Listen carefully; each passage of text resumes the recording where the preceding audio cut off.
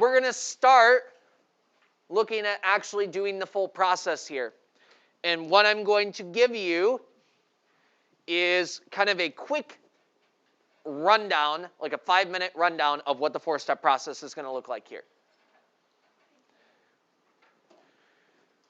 So we're going to take the same example of shooting the free throws, and we're going to walk through what that example is going to look like. And I'm going to talk through some of the minor differences between what we were doing with confidence intervals and what we're going to do now. All right, so first of all,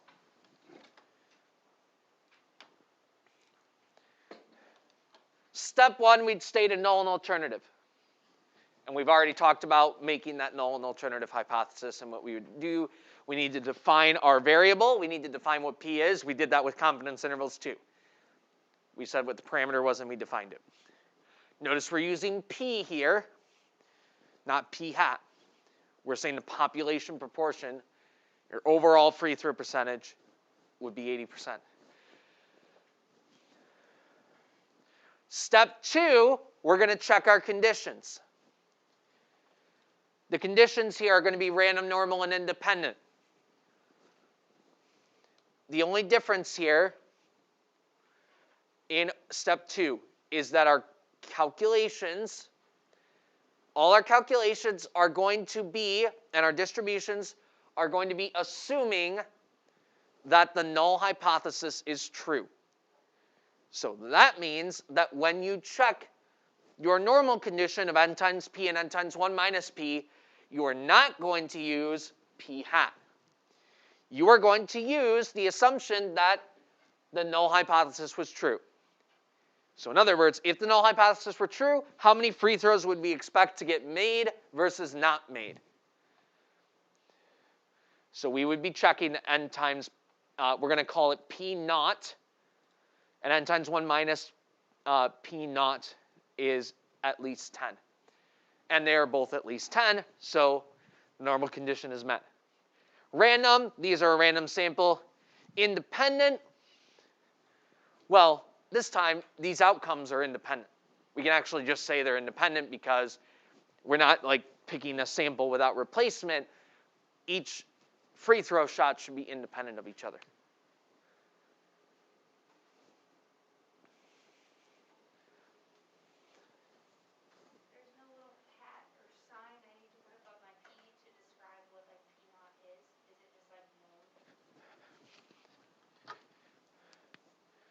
It should look like P naught, should be a little 0, just like with your null hypothesis.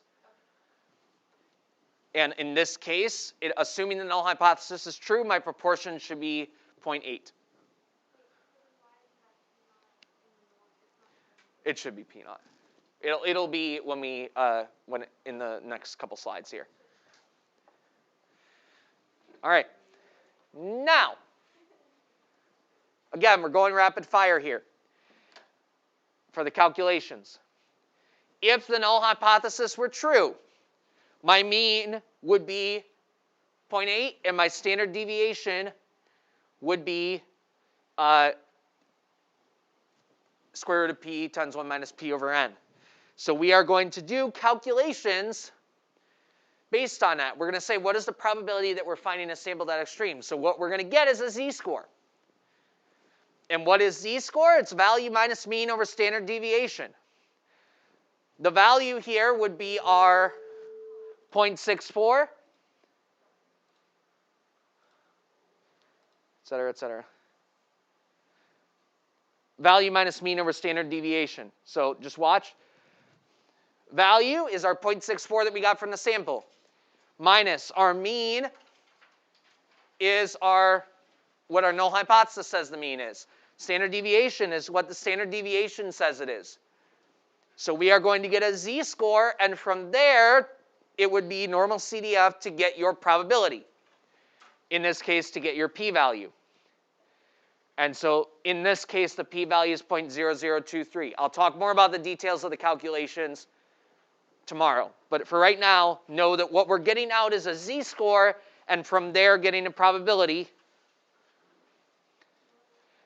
And so then we would make our conclusion about rejecting or failing to reject based on our alpha level like we talked about last week. So these are going to be our basically 4 steps of the process, and we'll talk through that. We'll spend tomorrow and Thursday talking through a couple examples of walking through the 4-step process. Okay? One second.